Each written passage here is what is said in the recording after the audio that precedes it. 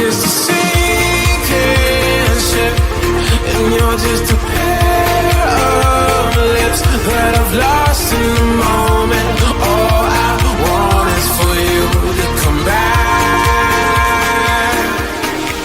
Now I'm caught in the middle of life, and I need you to.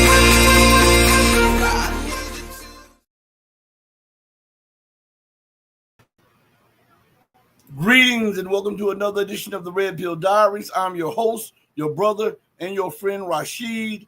And I'd like to thank each and every one of you who are joining us now live and those who will join us later on the most powerful platform for truth, bar none, on God's green earth. As we'll wait for Scott Ritter to join us, we'll start talking about a few issues that are going on in the news, and hopefully we can get Scott in immediately. Give me 1 second, okay? Give me 1 second.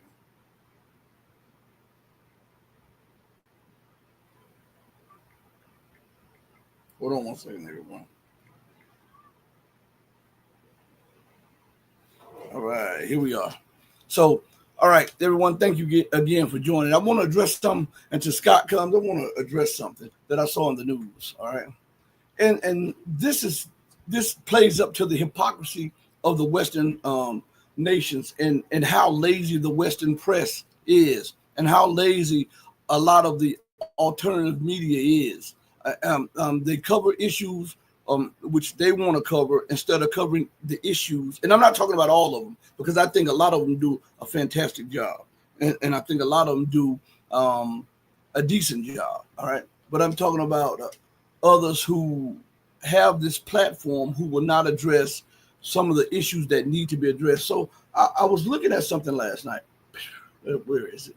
I just pulled it up. All right, here we are. So on RT, there's an article that came out called UK to Step Up Cyber Attacks on Russia and China, according to the British minister. Okay. And it says right here, Defense Secretary John Healey has said London will increase hacking operations as part of a new military command. All right. And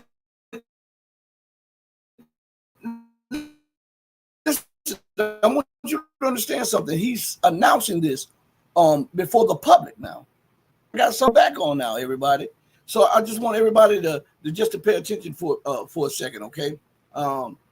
It says London will significantly step up offensive cyber operations against Russia and China, UK Defense Secretary John Healey announced on Thursday following the inauguration of the country's new cyber and electromagnetic command. In a statement quoted by The Times, Healey claimed that the keyboard is now a new weapon of war and said the UK's new cyber command would coordinate both defensive and offensive operations, including hacking into enemy systems to disrupt attacks and spread of propaganda. Anything can be said to be propaganda if it's against the lies that you're putting out or your narrative. So if you're trying to protect your narrative, you'll attack that, right? Truth stands alone. This is one thing that anybody should understand. In the beginning, everybody may believe the lie, but the lie cannot stand the test of time when it comes to truth, right? And a lot of people forget this, so they put so much emphasis on defending the lie that they don't realize that the truth doesn't need defending. We are defending the truth, but it doesn't need me. The truth is all by itself strong enough to withstand the barbs of time with lies. Okay? So it goes further and says, asked whether this would increase and would include, listen to this part, asked whether this would include Russia and China, Healey responded, yes. So we're waiting for those of you who are listening, we're waiting for Scott to join us, okay? So we're going to address a little news until Scott joins us. And it says, Healey's statement marks the first time a British minister has explicitly confirmed cyber attacks on other states. So now this is a precedence. He said a precedence right here, a precedence. He openly stated, this is a war secretary openly stating that the UK will commence cyber attacks on China and Russia. Okay, listen what it goes. While UK ministers had previously confirmed cyber operations against non-state actors like Islamic State, they have not until now acknowledged attacks against other countries. The defense secretary added that more than £1 billion pounds or $1.35 billion have been allocated by the UK government for a digital targeting web to enable real-time battlefield intelligence sharing between troops, spy planes, and satellites. But they are forcing pensioners to invest their pensions into a failing system in Britain. They're cutting education, they're cutting healthcare, and but they can find $1.35 billion for this blatant act of war. And what I mean by that is this. Let me finish reading a little bit here, and then we'll go to what NATO stated a while ago about the very actions that are publicly being announced and bragged about by the British War Secretary. Okay? It says, Healy's comments come ahead of the publication of a strategic defense review on Monday. According to the Times, the review will stress that cyber attacks on Britain, allegedly being carried out by Russia and China, are threatening the foundations of the economy and daily life. No, mismanagement of politics and policies is what's threatening the economy and daily life of the UK. Theft, corruption, privilege is what's threatening the economy and daily life of the UK, right? And the not doing of justice is threatening the economy and daily life of the UK. It is not China, it is not Russia. They are too busy focusing on themselves and doing what they have to do for the benefit of their communities, their economies, and their people.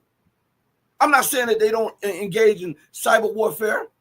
Of course, many nations engage in that. But what he is saying is a red herring so that he can now fleece the people of billions more dollars to invest in the war machine. Let's finish this up. Both Moscow and Beijing has consistently denied accusations of carrying out cyber attacks against Western nations, characterizing the claims as baseless and politically motivated. Well, we know that they are politically motivated, but I'm not sure that they're completely baseless. I wouldn't say that. I do believe that those major nations do carry out cyber attacks on each other from time to time. Now, he's not just out there in the ether zone saying that they're being hit by cyber attacks. I believe that he is embellishing it by like 90%, but there's still some truth in what he said about cyber attacks. I call it down the middle. I call it like it is. It says, additionally, Russian officials have in recent months repeatedly raised. Oh, Scott is in the building. Scott is in the building. Let me bring Scott in. I see him down there. My guy, Scott, how is it doing? How is it going, Scott? Great, thanks. Just apologize for being late, but the danger of the 10 o'clock booking hour is that we are at the whim of the dogs. I take the dogs to the dog park at 9 o'clock. Normally, I try to be back by 9:45, but every once in a while, the dogs take a runner, and then I'm off to the races trying to catch them, and sorry about that. It's all good. Hey, Scott, before we go into the Middle East, and first of all, I want to thank you for reaching out to me and sending your condolences to my mother. And also congratulations to my daughter. I really appreciate that. But Scott, the War Secretary of the UK openly stated that he would step up cyber attacks on Russia and China. And what's crazy about that is that I remember, and I pulled up something like this. I remember not too long ago that NATO said that they formulated a policy that if they get hit by cyber attacks, they may look at it as an act of war. And we have a British secretary openly stating that we will focus our cyber capabilities on attacking Russia and China. I mean, why isn't anybody bringing that up? I don't know. That's a good question. To be honest, this is where the United States needs to step up and put the British, the French, the Germans, NATO, Europe in line. I mean, they represent an existential threat to our collective survival as Americans. We cannot tolerate any situation where we are bound by treaty to come to the military assistance of nations that are going to engage in unilateral actions that can be considered acts of war, not just by the parties that they're inflicting them on, but if it was done to them as well. I mean, we, the United States, have policies that say that certain kinds of cyber actions can trigger a nuclear response, meaning that if someone dares launch a cyber attack against our command and control structure, that structure which is necessary for the the effective employment of nuclear weapons, or you strike the critical infrastructure of the United States in a way that represents an existential threat to America, we will nuke you. So, my God, what is this idiot talking about? And why doesn't the president pick up a phone and call Starmer and say, shut him up or I'll shut you up? I mean, it's as easy as that. I want to remind people, as much as I like to speak about the responsibility of power, and as much as I criticize America for its abuses of power, and they have been many, we are powerful. We are the single most powerful nation on the planet. And for people who doubt that, just ask yourself why everybody listens to us. It's not because we're wise. We're well beyond that. I wish it was because we're wise. It's because we can kick your ass 20 ways from Sunday. Now, we decide to go in against the Houthi using a single aircraft. I want to remind people, it was a single carrier battle group with less than a wing of American military strike capacity. If we wanted to, Yemen would cease to exist within an hour. If we wanted to, any spot on the planet would cease to exist within an hour. Okay, that's how powerful we are. Now, I'm not bragging about this. I wish we were less powerful. I'd like us to have more responsibility. But anybody who thinks that America's weak, you don't know what the hell you're talking about. And the key aspect of strength is how to employ that strength properly.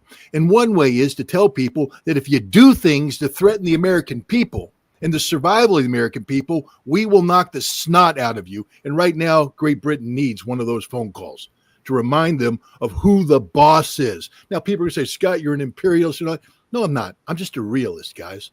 I'm just a freaking realist. Okay, I live in the real world. I live in a world where I'd like America to behave better.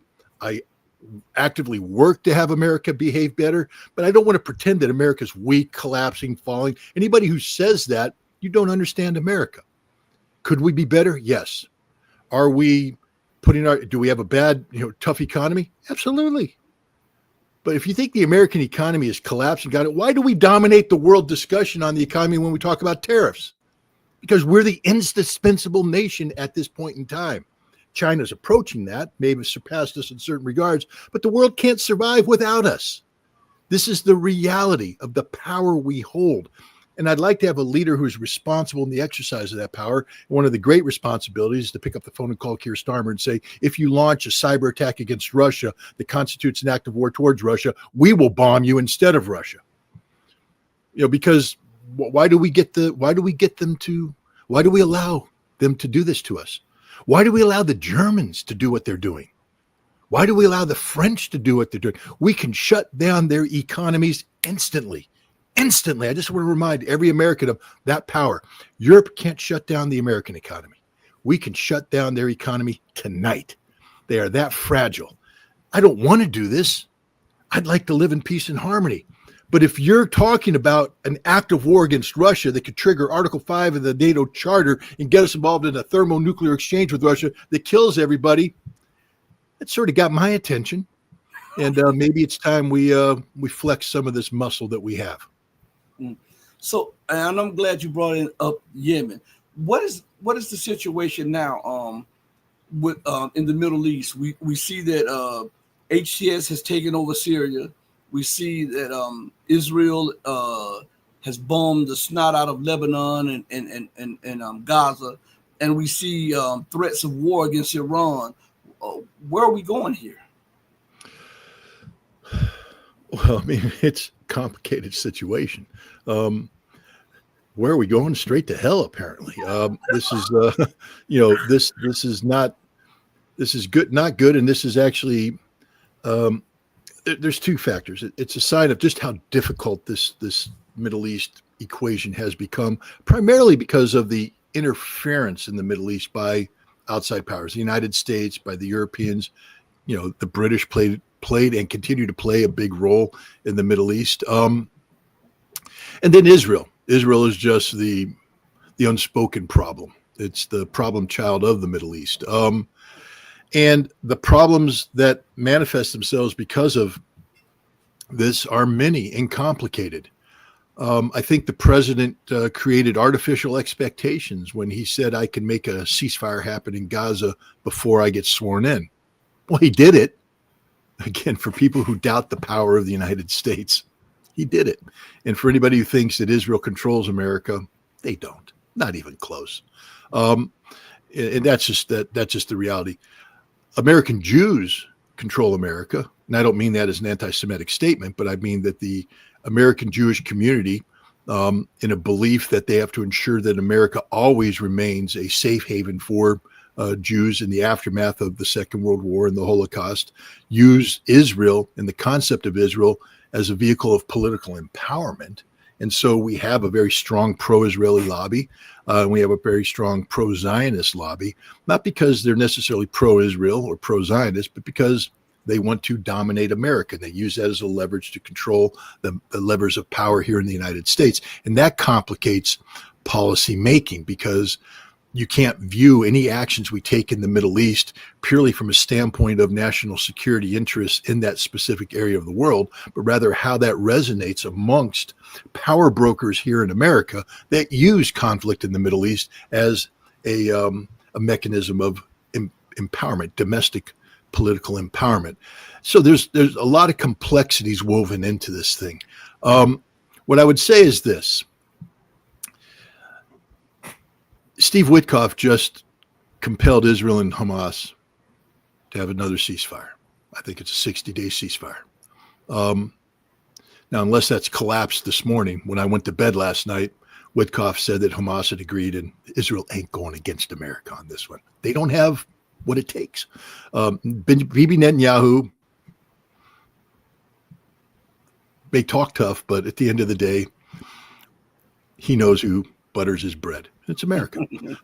And so there will be a 60-day ceasefire, I believe. Netanyahu's talking about bombing Iran. He's not going to bomb Iran. He can't. He doesn't have the capacity. They're talking about a 7-hour strike. Before the planes returned to their bases, Israel would cease to exist by an Iranian retaliatory strike. And America knows that. We're on the cusp of yet another Steve Witkoff. I mean, say what you want about this guy, and there's people out there who condemn him, and we got the mainstream media belittling him and all that. Dude deserves a Nobel Peace Prize. The dude deserves a Nobel Peace Prize because he's working for a president who is just all over the map.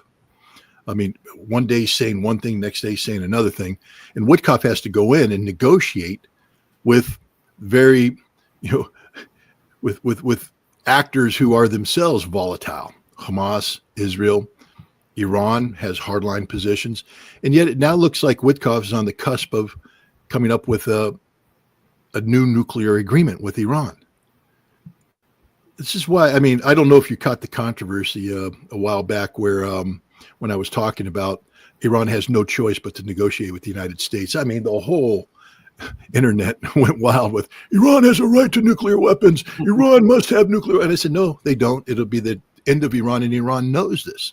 Iran can't have nuclear weapons. They'll never be allowed to have nuclear weapons. And should they pursue nuclear weapons, they'll be destroyed, eliminated, taken off the face of the earth.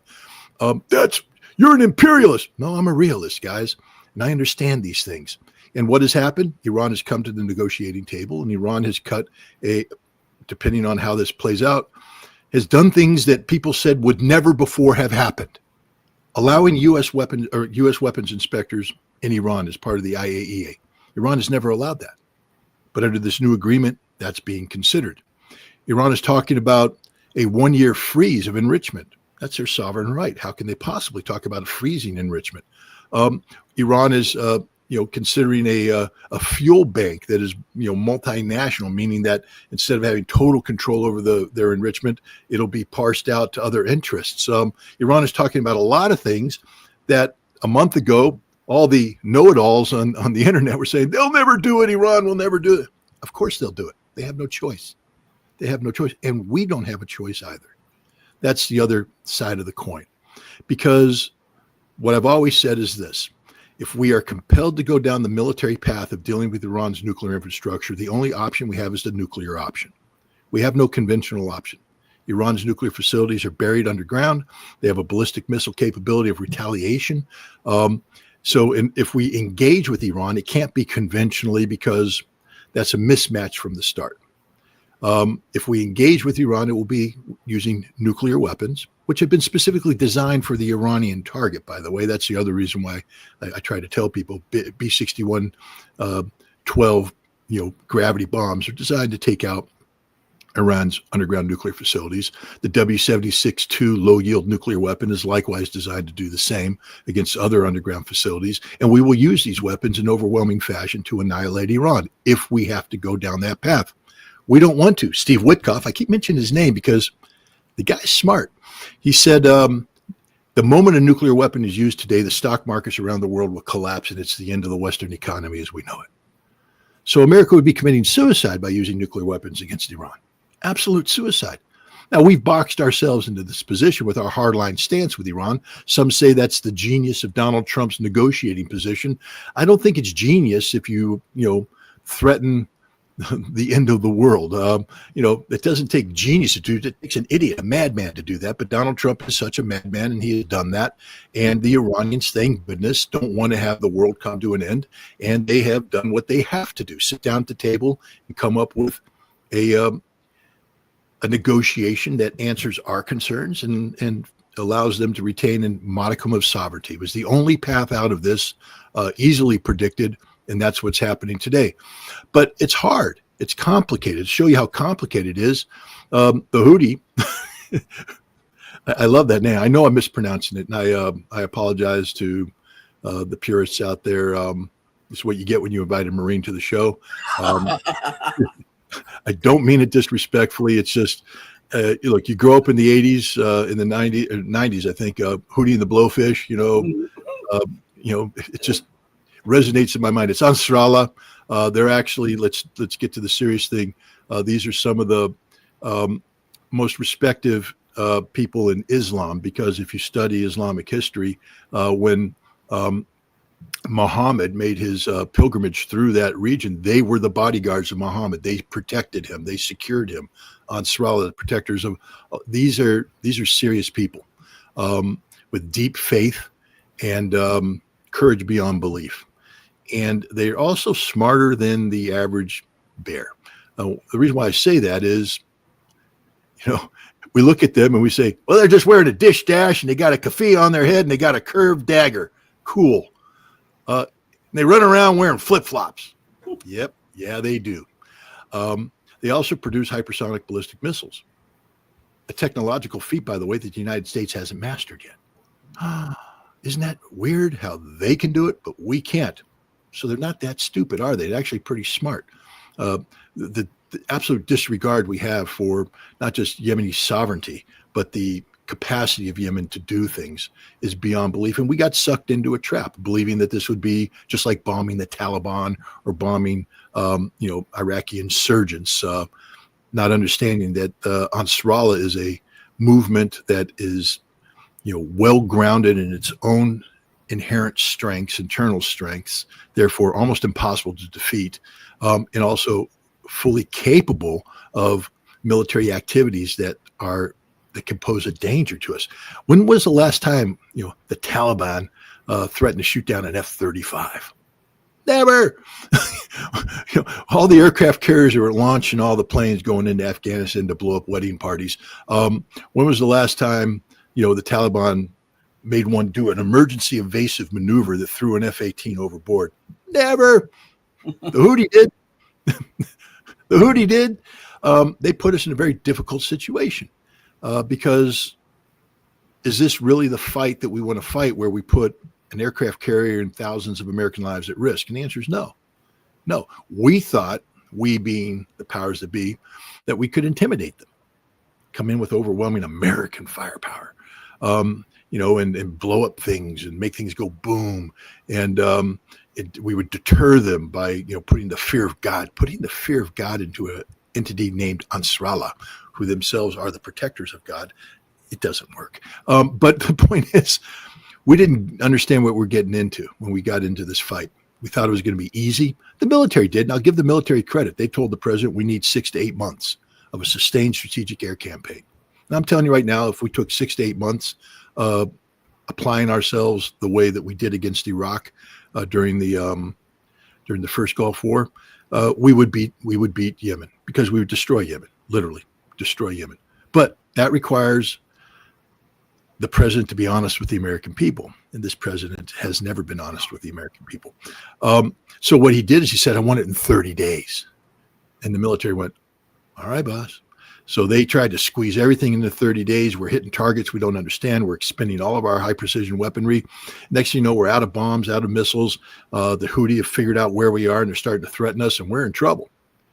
And so we cut a peace deal with the Houthi. Now, Trump, being Trump, because he's a liar, said they called up and panicked and said, oh my God, we want you to stop bombing us and we'll stop attacking your shipping. That's not how it happened. What happened is, I'm going to mention a name again, Steve Witkoff. Witkoff's out there talking to the Iranians, doing his thing, his magic. I don't know what his magic is. I believe Steve Witkoff's magic is to sit down and listen to people, and then to absorb what they say, and then to put it into a proper perspective and say, this is reality. I wish we had diplomats that could do that. I wish we had a president that could do that. But Steve Witkoff has shown that with the Russians, with the Iranians, with Hamas, to listen, not tune them out while they speak and then turn around and dictate on words that are done. Listen, absorb, think, respond, reality. So he's working with the Iranians on this very difficult nuclear deal. And then we have the president and Pete Hegseth come out and say, because the Houthi are kicking our ass. Well, we didn't say that because we never admit it, but because the Houthi keep doing what they're doing, we're going to not only hit them harder, but we're going to hit Iran. And Witkoff's going, don't say that. I'm talking to the Iranians right now. And now you're threatening to bomb the Iranians, and now they're going to get pissed off and they're going to screw it all up. So Witkoff went to the Iranians and said, we got an issue here. You need, if we want this thing to work, you need to go to the Houthi, and we got to find a compromise here. Well, the Houthi will never back down on Palestine. Okay, that's reality. We need them to stop attacking American shipping. Well, you need to stop bombing the Houthi. We got a deal. We'll stop bombing you. You stop attacking us, and we don't give a damn what you do to Israel. And the Israelis are going, what? Again, anybody who thinks that is Israeli pulling the strings, really? Would Israel, you think Israel would say, yeah, that's a good deal. That's a good deal. Take care of your ships. Don't worry about this, but let them keep putting missiles at us that we can't shoot down all the time. No, the Israelis are like, what the hell are you doing? Well, we're taking care of our interests. Why? To preserve an Iranian nuclear negotiation, which the Israelis don't want, by the way. They're trying to sabotage it. It is a complicated situation right now. Look at Hamas. I mean, 60 days. How did they get this? By talking to the United States and by refusing to yield to Israel. I mean, Israel is just a bunch of talk. Look, they got bombs, they got airplanes, they can kill, and they're killing lots of people. All innocent, most of them. They're not taking out Hamas. We learned that at the end of the 15 months when Israel was like, we kicked their ass. Hamas came out of ground. They look pretty well fed. They look beefed up, pumped up, clean uniforms, motivated. I mean, I'm like, wow. If that's called kicking their ass, you didn't do a very good job. Meanwhile, look at the Israeli soldiers with the 1,000-mile stare, and some committing suicide, others refusing to fight. Morale is down. They've stopped being the world's most moral army, and they become the world's most immoral army because they've motivated a bunch of religious fanatics who believe in killing Amalek and treat the Palestinians as subhumans. Israel became literally a criminal enterprise, which in itself is a defeat. I mean, Hamas beat Israel on so many levels. When you make a nation become something that they say they're not. Look, America, I've always said that if we go to war and we start bombing innocents and all that, the enemy already won. because we've become something other than what we proclaim to be. Well, Israel is definitely something other than it proclaimed to be. I think it actually exposed the truth of Israel, this genocidal state based upon the premise that Jews are God's chosen and are superior to non-Jews. I mean, that's an unsustainable notion in anybody's mind. I mean, who could accept that? Who could accept that? I mean, God's chosen. I don't know. I don't know what your religion is. It's none of my business. I'm not. I gave up on organized religion a long time ago because of this kind of stupidity. Where men are telling me what God thinks. If there is a God, and I hope there is, I'd like to communicate it with him directly, and I hope that he's judging me accordingly, or she. We don't know. They, whatever pronoun the greater being wants. But the point is, nobody on earth gets to tell me what my relationship is with the higher being, because you all suck, because you guys want to kill other people, go to war, and use this relationship in ways that are gross. But Israel, by believing they are God's chosen people, believe therefore that they count more than everybody else. Can't happen, man. Doesn't happen. Doesn't work. You don't count more than me. You're my equal. I get that. But you ain't more than me. And the second you think you're more than me, I'll kick your ass. And this is what the rest of the world is doing right now. They're saying Israel doesn't get to call the shots. You're not the shot caller. You're not God's chosen people. You don't get to dictate outcomes. I mean, imagine telling billions of Muslims that only Jews count. You guys don't count. Or telling the Pope and the Catholic Church, nah, you don't matter. None of you. All the Lutherans and the Episcopalians out there. Imagine telling Christian Zionists, y'all are subhuman. You don't count. You're our slaves. You're doing our bidding. I mean, once American Christians would wake up to that reality, maybe they'd understand that Israel isn't their friend. But that neither here nor there. Hamas has beat Israel on so many levels. And one of the reasons why Israel is compelled to accept a ceasefire when they said they wouldn't is because they can't win. They can't win on the ground. They can't win politically. They can't win economically. They're losing on all fronts. Steve Witkoff, made a miracle happen, got this ceasefire in place. I don't know what's going to happen with it. I mean, we still have Trump saying stupid things about Gaza and the future of Gaza. We have Rubio, doesn't understand anything about the region, but feels free to talk about it. We still have American contractors in there throwing stun grenades and shooting people because they're starving to death, and we don't know how to get food to them in a viable fashion. Hopefully this ceasefire will lead to the, alleviating the humanitarian disaster that's unfolding. But the point is, a week ago, everybody was talking about Israel's going to go to war. Trump's greenlit the Israeli genocide. America sucks. America does suck sometimes, but you know what? Steve Witkoff's an American carrying out an American foreign policy, and he got a ceasefire. How much do we suck now? How much do we suck now? I mean, this is what I get with all the haters out there. We hate you, America. Okay, we deserve it sometimes. But when we do things, why don't we get credit? Who else could have gotten a ceasefire? Name me one person in the world today that could have accomplished what just happened. We got a ceasefire because we're America. Love us or hate us, we're America. And we have a lot of influence and power. And we have good people applying this power in a just way, we get good results. When we have bad people, well, we know what we get. We get Iraq, we get Afghanistan, we get really bad things. We get Gaza, because Gaza is an American policy failure, 100%. But Steve Witkoff isn't the architect of the Gaza failure. He's the only guy that's gotten two ceasefires between Hamas and Israel, in a span of, less than 5 months. Will this one stick? I don't know. This is a tough problem, but at least he's trying. So I think when we look at the Middle East, we have to understand that, yes, it looks chaotic on the surface, but it's like a duck. It's the opposite of the duck. The duck that's on the water, and the duck's like, just calm. You go underneath the water, and those little feet are going like this. We're the anti-duck, meaning that we got all sorts of feet flapping above water, splashing everything, but under the water, the duck's like a because there is a plan being implemented in the Middle East today. It's a plan that is being driven by an American, Steve Witkoff, who's attached to the president. So I'm assuming that the president is giving Witkoff permission to say these things and do these things. It's not a plan attached to mainstream American policy because Marco Rubio, the Secretary of State, isn't doing anything. I mean, we should just go ahead and admit the truth. Fire Rubio and appoint Witkoff as Secretary of State because he's more of a Secretary of State. He's more of a diplomat than Marco Rubio ever has been or ever will be. But I think the Middle East, I cry every morning because of the dead children. I mean, Hind Rajab broke my spirit. I'm a broken man because of her death and because of our complicity in her death. And every day I wake up and say, what could I have done to save her life?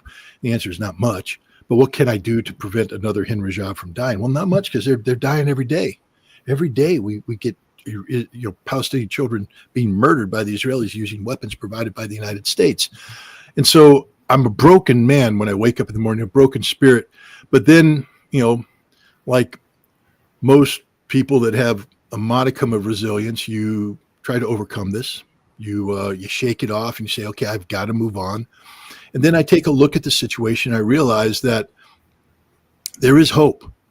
There is hope. Now it's hope built on strategy. On tragedy. And that's no good. But it's what we got. We have hope today that's being constructed on a foundation of tragedy for which we play an important part of facilitating, but it's hope nonetheless. So I'm going to opt at this point in the day, until I get another headline that breaks me, I'm going to opt to be optimistic about the prospects of peace in the Middle East. Before we transition to the Ukrainian situation, I want to go back and ask you something about what you said on Iran. But first, I want to acknowledge Luca Tony. Thank you so much for the $50 super chat. And thank you so much for your condolences. I really, really appreciate that. You said that America could use nuclear weapons on Iran.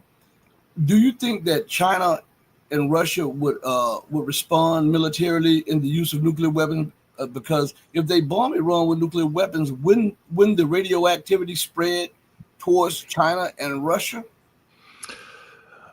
Well, first of all, these are, low-yield nuclear weapons. So the whole idea of a low-yield nuclear weapon is to minimize the fallout. I'm not saying there won't be any fallout, and I'm not saying there won't be repercussions. China and Russia are not going to commit national suicide for Iran at this juncture. First of all, Iran, and this is where I get a lot of people mad at me, but Iran has made its own bed. China and Russia were signatories to the Joint Comprehensive Plan of Action, which means that they don't believe in Iran's right to have nuclear weapons, and they believe that Iran's nuclear enrichment program must be monitored effectively by an IAEA, International Atomic Energy Agency inspectorate, not only implementing safeguards agreements that have been signed between Iran and the IAEA, but also an additional protocol modified to reflect the reality of Iran's nuclear situation.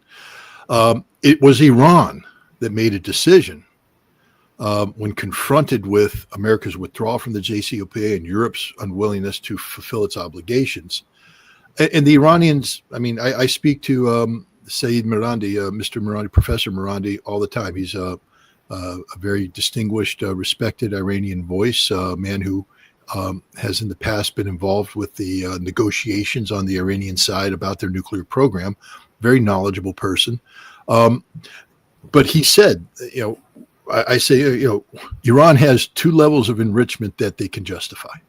The first level is about 3.5, 6, 7, around there, under 4%, which is used to produce the fuel used in the power plant at Bushehr and other power plants being considered and constructed by the Iranians. Okay, that's low level, low enriched uranium. Can't be used to make a weapon. They then have 20% enriched uranium, which is used for what's called the Tehran Research Reactor. This is a reactor that's been in Iran for some time now. When it was originally built, it used weapons grade uranium because it was under safeguards. But when we decided that they voluntarily downed it to 20%, which is still low enriched uranium. They use this to make medical isotopes, experiments for agriculture. There's a lot of, I'm sure people know this, but we use nuclear isotopes in a lot of things. I learned as a firefighter. They're you had to be careful on some of these responses because there's I think it's CCM or something that is used to inspect pipelines, and they put it down there, they snake it down there, and they look for cracks and stuff. And if you have an accident involving a vehicle that's transporting this, you have the potential for a mini Chernobyl right in front of you. So we have nuclear ice. I responded to a fire at a medical facility, and the medical facilities all have X-ray machines and everything, all that have medical isotopes there. They have the little seeds that are used for prostate treatment and all that stuff. That's all there, and it's there. It's part of our life. So when people say, well, why does Iran need a medical research reactor? Because we need it, guys. And Iran's a modern nation state, and their people are humans just like us. And guess what? Because what's good for the goose is good for the gander. So Iran has every right to have 20% enriched uranium. The problem is that puts you one step closer, though, to getting to that weapons grade stuff. And what Iran did is took a considerable amount of their uranium and enriched it to 60%. Iran has no legitimate purpose for 60% uranium, and they acknowledge that. They said it was leverage against who? Against the West. Why? To remind them of what? Because I thought you told me you didn't want nuclear weapons. We don't. Then why do you have 60% enriched uranium? For leverage. But it's only leverage if what happens to it. Well, if we then run it through another cycle and it gets up to 93%, now it's weapons grade uranium. So you're threatening me with a nuclear bomb. Well, no, we're not. Yes, you are.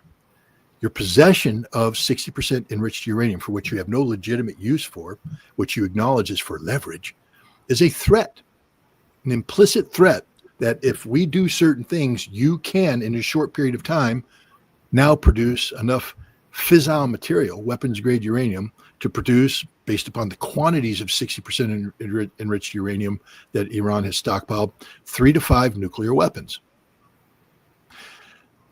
That's why Russia and China won't come to Iran's aid, because Iran made its own bed here.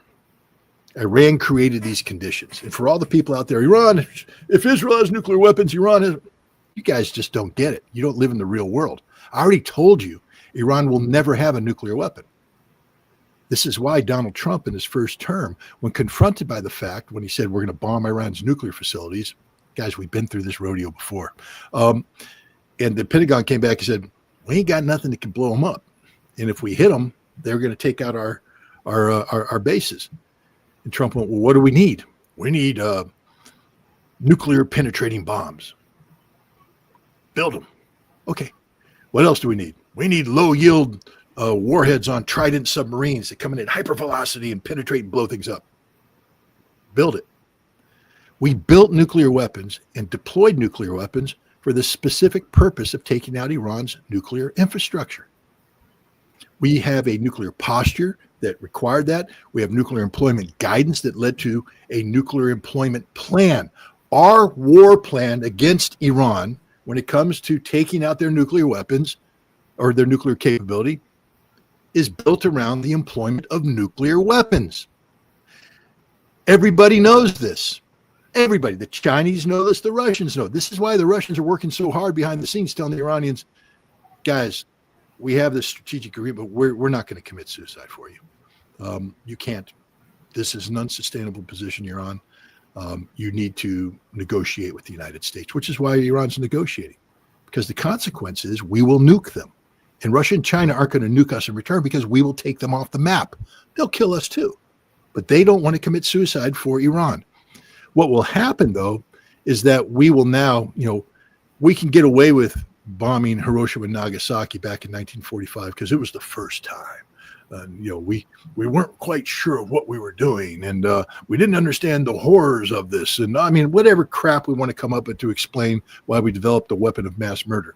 But since that time, supposedly civilization has grabbed a hold of us, and we've said we don't want to use nuclear weapons. We maintain nuclear weapons only for deterrent purposes. If we become the first nation to use nuclear weapons, I've been told by Russian, political scientists, etc., once the nuclear genie is out of the bottle, it will never be put back in. Because what will happen is if we use nuclear weapons against Iran, Russia will use nuclear weapons against Ukraine and Europe. China will use nuclear weapons against Taiwan and South Korea. North Korea will use nuclear weapons against Japan. And the question the United States has to ask itself in all of these is, are we willing now to all die because of this? Because we started this. We uncorked the genie.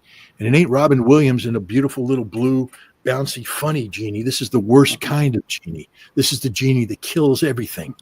And if we initiated it and created the conditions in which the genie is out of the bottle, I can guarantee you that the American government will not commit suicide. This is Europe's biggest fear. They were always afraid of this, that the United States would get to Europe and then create a conflict in Europe and start using nuclear weapons in Europe, but never be willing. They'll sacrifice Europe, but never be willing to take the next step. And we've always said, no, we're going to do that. But now there's a question. The Russians have asked that question. What president is willing to lose Boston, Baltimore, and Washington, D.C. for Poznan? Poznan is a Polish city. And the answer is, I don't believe any president's willing to do that. And so Americans have to understand that if we use nuclear weapons against Iran, we win, but we lose. Because now it's no longer taboo. We used it in a non-earth-ending manner. We used it against a smaller state. And now what we've done is cleared the way for other nations to use nuclear weapons, and they will. They will use nuclear weapons.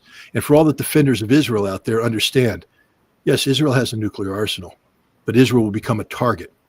3 nuclear bombs dropped on Israel in the right place, and Israel ceases to exist as a modern nation state. So if you're one of the people out there saying, I support Israel, then you need to support the Iran nuclear deal. Because any idea, if you think that Israel is going to go and bomb Iran's nuclear infrastructure, you're not going to take it out. It's going to result in a massive strike against Israel, compelling America to intervene. And because we can't win this fight conventionally, we will go nuclear, and that creates the conditions which will lead to, the Jewish homeland being turned into little more than a radioactive parking lot. As we transition, Scott, to the European situation, because I really want to hear your thoughts on what's going on in Europe. Hamza Ali says, Scott, what will happen once German tourist missiles strike Russia after being warned? Well, I think the Russians, I'll give you some background as to why I'm about ready to say what I'm going to say. If you remember last year, there was a controversy when the transcripts or the actual voice recordings of a conversation between German generals was released to the public, and they were talking about delivering Taurus missiles. They were saying, the British are delivering the Storm Shadow, and the French are bringing in the Scalp, and now there's talk about us bringing in the Taurus missiles so that Ukraine can strike the Crimea Bridge and bring it down. And they all basically said that, well, we can't do this because the Taurus missile can't be launched unless we are on the ground making things happen that have to happen. The Ukrainians don't have the capacity to employ the Taurus missile without German involvement. This led, as Germany continued to talk about sending Taurus, I believe the Russians sent a signal to the Germans that basically said, if Taurus is used against strategic Russian infrastructure, we will destroy those places in Germany that are associated with the Taurus missile. We'll strike them. And as to prove their point, then they used the Oreshnik missile against the Dnipro factory, proving that the Russians have a capability to strike Europe with a weapon that nobody can intercept. Instant death. Now, what gives this was a rumor at the time, gives this credibility is that Boris Pistorius, who is the defense minister of Germany, he was the defense minister under Scholz, and I believe he's the defense minister today under Merz. When Merz won the election but wasn't yet chancellor, Merz was saying things about giving Taurus missiles to Ukraine. And Pistorius came out and said, that will never happen.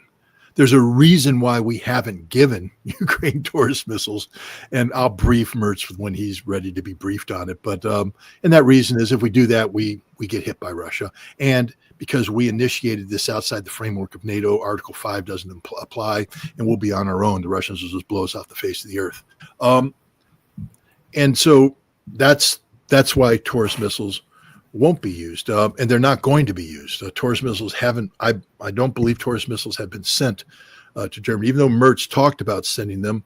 What Mertz was talking about in a very confused fashion is that he was saying that back in the fall, when the Germans had this intercepted conversation, the United States, France, and Great Britain had made a decision to lift their restrictions on the ranges of missiles, the ATACMS, the Storm Shadow, the Scalp. And, at that time, Schultz was like, well, no, we're not getting involved in that. But what Mertz is saying is we are now aligning ourselves with that policy, not because we're giving them Tauruses, but because we're working with the Ukrainians to build their own missiles, that the Germans are helping them build a factory of super Tauruses that can be then used by the Ukrainians to strike deep. We're talking over 2,400 kilometers into Russia. And so that's what Germany is committed to. Again, I can't speak for the Russians, and I don't know what Russia is going to do, but I would suspect that Russia is sending the same signal back to to the Germans. That if, again, I apologize. I'm just going to say, Iran doesn't have the right to have nuclear weapons. They literally don't. You can't make that argument. There's no argument under law. There's no moral. Fact is, when you say that, you're going against the supreme leader of Iran, who says Iran can have them because under Islamic law, it's haram. So I don't want to be mean, but you don't know what you're talking about. That's the kind of ignorance that exists on the internet with the digital mob. People who literally don't know what they're talking about, injecting ill-informed concepts into a very complicated problem. Why does the West get to dictate? Hey, pal, Iran signed the Nuclear Non-Proliferation Treaty. That's the rule. That's the law. When you say, why do we obey any of the rules here in America? It's the law, and there's consequences for this. You can't just wake up one morning and say, I'm not going to obey that law. I know I signed into it. I'm not going to obey it. Well, then you'll pay the price. Iran has no right, zero right to have nuclear weapons. None. They joined the Nuclear Non-Proliferation Treaty as a non-nuclear weapons state. And it doesn't matter anything else. Nothing else that happens in the world changes that reality. So stop throwing that argument out there because it's just a bad argument. It makes you look foolish, and it doesn't further the legitimate discussion about how do we solve this problem. Because if you keep going back on the fantasy that Iran's going to have a nuclear weapon and somehow be elevated to regional superpower status, you miss the point. We have built a nuclear war plan premised on the notion of using nuclear weapons to ensure Iran never has a nuclear weapon. That's a reality that you can't do away with.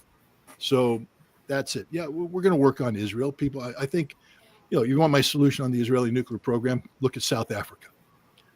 I bet you how many people here realize that South Africa had a nuclear weapons program back when they were run by a bunch of white supremacists. And I think they built 7 bombs. They had the ability to build more, but they actually had a functioning nuclear weapon. But what happened is because the situation in South Africa changed politically, Nelson Mandela was going to be released and become the whites, the Boers, decided, well, we can't give the blacks nuclear weapons. So they went to the IAEA and said, we have a covert nuclear weapons program. Once you come in, dismantle it, all that. There will come a time when Israel, recognizing the inevitable collapse of their experiment, is going to say, we don't want the Palestinians to have nuclear weapons. And they will call in the IAEA, declare the program, and it will be dismantled. That's how the Israeli nuclear weapons program is going to be taken care of. Because there will come a day when Israel collapses in on its own inequities, its own evil character, the fact that, its ideology is incompatible with basic humanity. And when that time comes and the Israelis realize it, recognize it, they will voluntarily turn over their nuclear weapons program, just like the Boer did. And for everybody that's saying, "Oh, no, they'll ever do because the Israelis are full of hate," you don't think the Boer were full of hate towards the blacks? I mean, you don't think the Boer viewed the blacks as subhumans?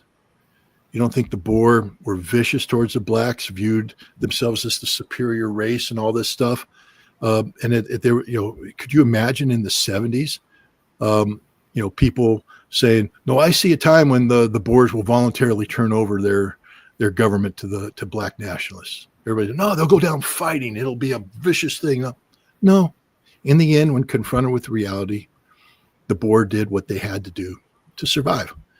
And I believe that eventually the Zionists in Israel will have to do what they have to do to survive, because they'll be confronted with the inevitability of their own demise. And because at the end of the day, most humans aren't suicidal, they'll give up those nuclear weapons. That's the solution. That's logical. There's precedent and all that. But anybody else want to come up with a mechanism on how they think America will go in and disarm Israel? No, it won't. It ain't going to happen on its own.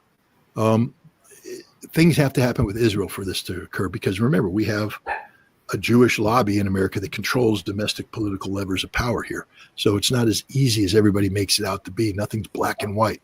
But anyways, getting back to Russia, if Russia's struck by weapons made in Germany or in Ukraine by German companies, Russia will take Europe. I think, I don't know if it was Medvedev or somebody said that all restrictions have been lifted on hitting Germany, meaning it's an automatic decision. That's what they said before, too. That's the phone call that was made to Pistorius. Basically, I believe it went something like this. There will be no debate. There will be no discussion. The decisions have been made. The targets have been selected. The weapons have been selected against the targets. All we need is a trigger. And the trigger is you, baby. And anytime you want to dance, play the song. And I'm pretty sure that same message is being sent to Germany today. So do you think out of desperation, they will make some ill-conceived miscalculations? And I mean the Western nations, because the front line is collapsing all across Ukraine and the Russians continue to move forward. What is Russia's plan for Ukraine and from your perspective, and what do you think the West will do, because they have become so enthralled and wrapped into this? They've pushed everything that they can to keep Ukraine fighting Russia and to antagonize Russia. Where is it going? I'll answer this, and then unfortunately I have to run because I have an 11 o'clock hit. Yeah. And I can't use the dogs as an excuse. I mean, I only get to say my dog ate my homework once a day. But look, one of the big problems that I face as an analyst is when I hear Russia say, we need to, we're looking for a peace, a negotiated peace will be acceptable, but it must solve the root causes of the conflict.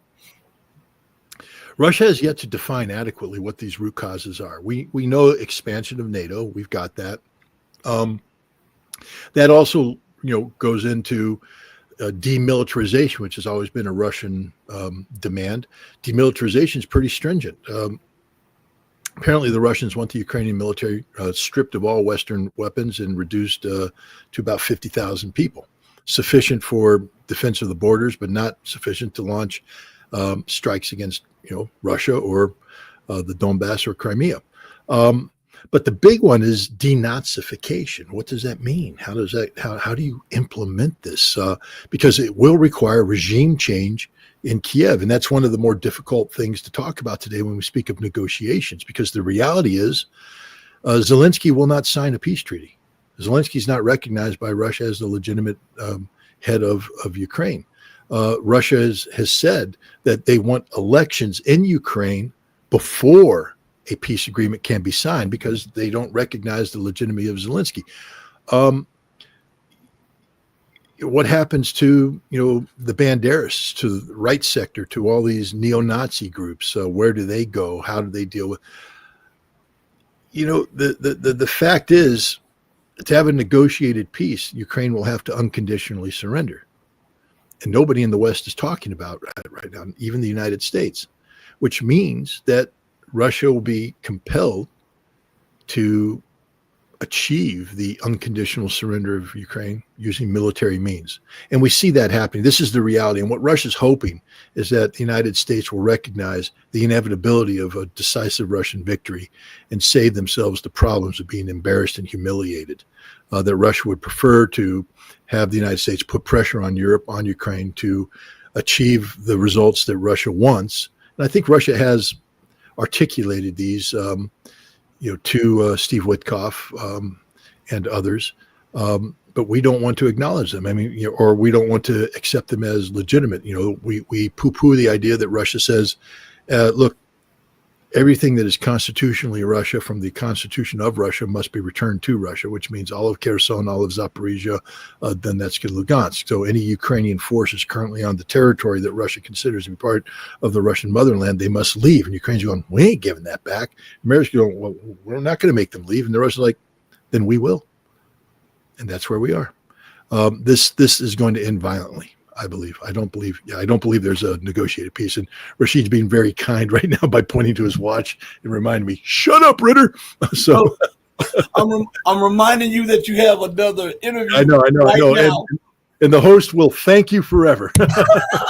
Hey, Scott, I'll talk to you later, man. Be blessed. Thank you. And I'll send you the video. Again, my condolences about your mother. Congratulations about your daughter. And it's good to touch base with you and your audience again. And let's do it again soon.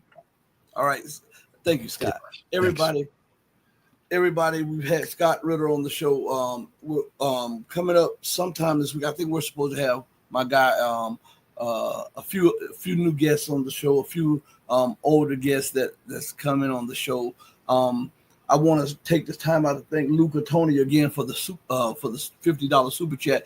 But I want to also thank you guys who were engaged in the chat and who were engaged in the show. I'm sorry I couldn't get all of the comments up. I try my best to at times to put a lot of them up and stop for a minute, then put a lot more up. Sometimes the chat jumps, and it's not that I'm purposely skipping you guys. Sometimes the chat just jumps, and when I look back down, it's at another place. So I just go from that place. So if your comment didn't get picked up, charge it to my head and not to my heart. That was not intentional. And I tell people that all the time on the show. You see how many on this show I try to put up as many comments as I can in the time span that is allotted for me. So others, they don't. I do. So when I can't put yours up, charge it to my head and not to my heart. It's not an intentional thing to skip you or to ignore your comments. I try to read as many as I can and also engage in the conversation with the guests, or if I'm by myself, to engage in the news and break things down while I'm reading the comments. Okay. So I want to take this time out to thank each and every one of you from the depth of my soul to the bottom of my heart for just giving me your ear and giving me your time. I am truly humbled by the love and the passion of you guys who are looking for solutions to the problems that now plague the world. And I want to say this: there can never be a solution, a return to that which we are coming from. And what I mean about is this old world order, because it refuses to do justice. If you refuse to do justice, there is no way that you can go on in perpetuity doing what you're doing, because the universe was not created in that way. God is not God that would allow that to go on in perpetuity. Okay, so we've got to learn that when we see these missteps and these miscalculations and these ill thought of and ill conceived policies being put into motion, it is because they have been smitten by derision. The leaders cannot think outside of the box because they have been confined to a narrow way of thinking, because they refuse to do that which is incumbent upon them, which is to think about the little man and woman in the mud, to do justice by those people instead of the corporations and the MIC. And as long as they do that, they will continue to be plagued by these problems. And what's worse is, sooner or later, those very problems will bring them to their knees. I want to thank each and every one of you for joining me on the most powerful platform for truth, bar none, on God's green earth. This is your platform for education, elevation, and edification. This is the Red Pill Diaries. I'm your host, your brother, and your friend Rashid. And I want to say to you all, do right by others. Not because there's some material gain or some accolades behind that. Do right by others because it's the right, humane, and godly thing to do. Because even when no one else is watching you, God Almighty is watching you. And as my mother always said, he sits high, but he looks low. Know that I love each and every you from the depth of my heart if you love truth. But know that the love that I have for you will always pale in comparison to the love that God has for you. Until we next speak again, stay strong, stay true. But above all things, remember to stay righteous. Hey, mama, your baby boy loves you eternally. I love you. I cannot even put it in words. And I'm going to represent you till the casket drops. Everybody, thank you for joining me. We're out of here. Peace.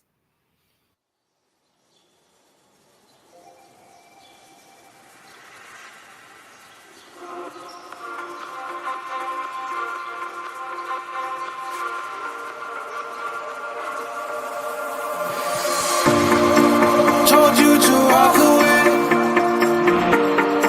That was my first and last mistake. I'm blue without your face. But what can I do? 'Cause I'm just a sinking ship, and you're just a pair of lips that I've lost in